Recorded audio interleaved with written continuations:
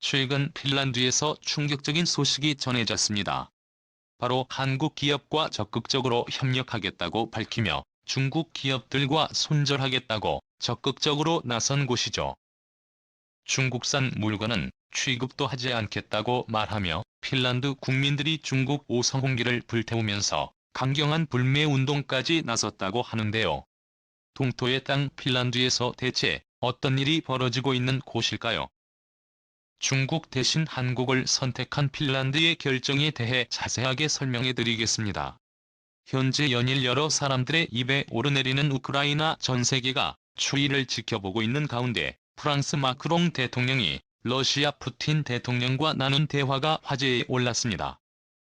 마크롱이 푸틴에게 우크라이나를 핀란드화 하는 게 어떠냐는 제안을 한 곳이죠. 뜬금없이 등장한 핀란드화에 많은 이들의 관심을 보였는데요. 핀란드화란 국제정치학 용어에 등장하는 단어로 약소국이 자국의 주권을 보장받는 대신 인접한 강대국의 외교 정책에 반대하지 않는 외교 안보 노선을 지칭하는 단어입니다.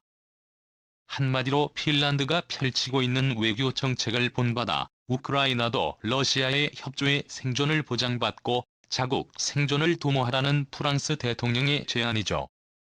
일찍부터 현실을 깨달은 핀란드는 생존을 위해 러시아와 협력을 약속 자국의 독립을 보장받는 대신 외교적으로 러시아와 협조했습니다.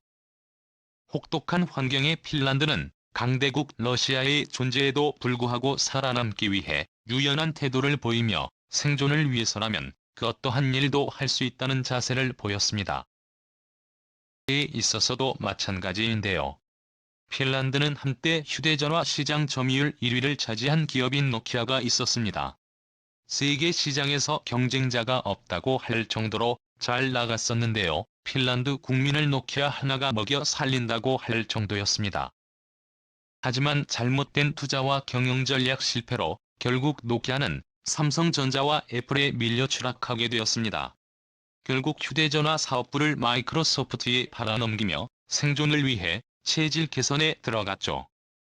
노키아는 처음부터 제지 회사로 시작한 기업입니다. 그러나 휴대전화 사업이 잘 되면서 기존 제지 산업을 정리 IT 회사로 변모해 성장을 거듭했던 곳인데요. 과거의 실패를 거울로 삼아 노키아는 휴대전화 사업을 정리하고 이동통신망을 구축하는 네트워크 장비 분야에 올인하게 됩니다. 노키아는 프랑스 통신 장비업체인 알카텔루스를 인수 세계 네트워크 장비 업계 1위에 오르며 내부 체질 개선을 완료했죠. 핀란드도 노키아에 의존하던 경제를 체질 개선을 통해 다양한 중소기업과 스타트업이 대기업들과 공존할 수 있게 환경을 마련 게임업계에 핀란드 정부가 보조금을 지급하며 잘할 수 있게 투자를 했습니다. 그 결과 앵그리버드로 대변되는 로비오부터 클래시 오브 클랜으로 유명한 슈퍼셀 역시 핀란드에서 탄생할 수 있었죠. 실패를 겪은 이들 핀란드인들은 과거의 영광에 연연하지 않고 새로운 도전을 하는 데 주저하지 않았습니다. 핀란드의 발전을 지켜보는 중국은 유럽 시장 진출에 있어 유연한 사고를 할 수 있는 핀란드의 모습에 핀란드가 좋은 파트너가 될 수 있을 것이라는 판단을 내리고 정상회담을 가지며 차이나 머니를 주입하기 시작합니다. 시진핑 주석은 사울 리니니 수도 핀란드 대통령을 만나 중국 주도의 1대1로 협력을 위해 핀란드가 도와줄 것을 요청했는데요. 중국은 핀란드와의 국제 공조를 강화할 것이며 세계 경제 발전을 위해 협력할 것이라는 발표를 했습니다. 실제로 이들 사이의 협조 발표가 나오자마자 중국 기업들이 핀란드에 엄청난 투자를 약속하며 핀란드를 향해 구애의 공세에 나섰죠. 안티하우 핀란드의 정적인 따르면 중국의 투자금은 1억 달러를 넘었으며 한 해 주재곤만 해도 69억 유로에 달할 정도라고 할 정도였습니다. 심지어 핀란드의 게임 산업을 이끌고 있는 슈퍼셀의 중국 기업 텐센트가 인수하면서 엄청난 돈을 핀란드에 쏟아 부었습니다. 게다가 핀란드 정부에서 차기 미래 사업의 중요 분야라고 생각하는 배터리 산업 부문에서 중국 배터리 업체들이 협력을 약속해 핀란드와 중국 사이의 관계는 더욱 깊어지는 듯 보였죠. 핀란드는 주요 광물은 물론이고 연구 및 생산에 있어서 배터리 산업을 국가 핵심 산업으로 지정하고 이를 육성 및 발전하는 데 엄청난 관심을 쏟고 있는데요. 글로벌 파트너십 유치 프로그램 배터리 포럼 핀란드 계획을 꺼내며 해외 투자를 유치하고 있었습니다. 핀란드 입장에서는 현재 세계 시장 점유율 1위인 중국 CJ 계열 기업의 협력이 절실했던 상황이었죠. 중국 ATL은 중국 공산당의 협조를 받아 성장할 수 있었던 기업으로 리튬 전기차 배터리 시장에서 압도적인 점유율을 자랑하고 있습니다. 이들이 한국과 일본 등 유수의 배터리 개발사들을 제칠 수 있었던 것은 국가 차원에서 지원하는 돈과 기술 덕분이었죠. 핀란드 역시 배터리 시장에 진출하기 위해 중국 정부와 ATL의 도움을 요청했습니다. 그런데 CTL은 핀란드의 도움을 주길 거부하면서 손을 구웠죠. 당황한 핀란드 정부는 중국 정부에 호소하며 지원을 요청했죠. 하지만 중국 정부는 핀란드 정부의 확실한 대답을 거부하며 모라쇠로 일관했습니다. 알고 보니 핀란드에서 추진된 법안 때문이었는데요. 국가안보를 이유로 중국 통신 장비업체를 견제할 수 있는 법안이 의회를 통과하자 중국에서 태도를 바꾸며 핀란드와의 협력을 거부한 것이죠. 이를 비롯한 중국 통신 장비는 도청의 위험에 노출되어 있어 이를 사용하는 데 주의가 필요하다는 소문이 돌면서 유럽 각국은 중국 장비 퇴출에 협조했습니다. 핀란드 역시 이 흐름에 동참해 자국 안보에 위험을 미치는 중국 장비에 대한 견제 법안을 통과시킨 것이죠. 화웨이를 통과하지 않았다는 이유만으로 약속을 저버린 것입니다. 일방적인 중국의 태도에 핀란드 정부는 엄청난 실망을 하게 되죠. 하지만 실패해도 새로운 길을 찾아 나서는 핀란드답게 중국 대신 다른 국가에게서 성공 가능성을 보게 되는데요. 그게 바로 대한민국입니다. 동토의 땅인 핀란드에서 전기차 배터리가 제대로 작동하려면 강추위에도 방전되지 않고 오래 버틸 수 있어야만 가능합니다. 기존 리튬 배터리로는 한계가 있다는 것이 정설이었죠. 그런데 한국의 스타트업이 이 문제를 해결한 곳입니다. 이 소식을 들은 핀란드 관계자들은 스타트업을 찾아 제품을 테스트했다고 하는데요. 놀랍게도 대한민국에서 기적을 본 곳입니다.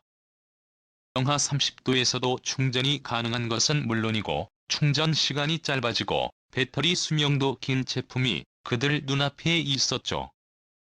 기존 배터리보다 훨씬 잘 버티면서 성능이 좋은 것에 반한 핀란드는 즉시 한국 중소기업과 계약을 맺어야 핀란드에 배치될 노면 전차 개발 사업에 한국산 배터리를 투입 전 지역에 걸쳐 한국산 배터리를 도입 계획을 발표했습니다.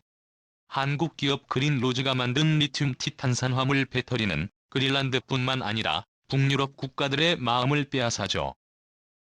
그린로즈는 최근 핀란드에 현지 법인을 세우기로 결정하며 핀란드와 협력을 강화하기로 결정했죠. 그린전지는 그 기술력을 인정받아 북유럽 국가들 외에도 미국 유명 전기차 기업들과 협력을 약속하며 성장하고 있습니다. 최근 테슬라의 대항마라 불리는 리비아 안보 협력을 체결해 본격적으로 전기차 배터리를 그린오지에서 공급하기로 약속했습니다. TL에서도 볼 수 없었던 기술을 가진 한국 기업에 반한 핀란드는 중국과의 협력을 끊고 한국과 손을 잡기 위해 본격적인 투자에 나섰습니다. 그러지 않아도 배터리 산업의 전력 투구를 결정한 핀란드 입장에서는 한국과의 협력에서 대박의 기회를 포착한 곳입니다. 최근 중국을 향한 각국의 규제가 심해지는 가운데 미국이 중국 기업들을 향한 규제 칼을 빼내면서 중국과 협력했던 국가들이 중국과 손을 얻기 시작했습니다. 테슬라의 경우 CATL 배터리를 사용하지 않기로 결정했고 BMW 역시 CT의 배터리 사용을 포기하고 EV를 배터리 공급사로 선정해 규제 회피를 위한 움직임에 나섰습니다. 핀란드 역시 처음에 약속했던 협력을 거절했던 중국에 더는 미련을 가지지 않고 새 협력 파트너인 한국에 집중하고 있죠. 중국은 자신에게 매달린 줄 알았던 핀란드가 한국에게 전념하는 것을 보고 충격에 빠졌다고 합니다. 핀란드는 아이더 나아가 중국 기업을 핀란드에서 다 쫓아내겠다고 말하며 국제사회에 중국에 대한 강력한 규제를 약속 중국과의 선전에 속도를 올리고 있습니다. 첨단 제품만이 아니라 전 제품에 걸쳐 중국 제품 의존도를 낮추겠다고 발표한 상황. 국제관계에서 영어는 아군과 적도 없다고는 하지만 매몰차게 도움을 거절했던 중국의 뻔뻔한 태도를 참고 넘어갈 국가는 많지 않습니다. 중국에게 당한 핀란드는 빠르게 중국 규제에 동참했죠.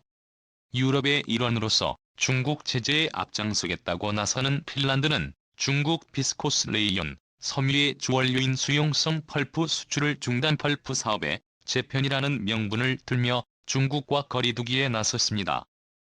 인조 비단이라는 명칭으로 불리는 비스코스 레인은 세계에서 세 번째로 많이 사용하는 섬유로 중국에서 생산됩니다.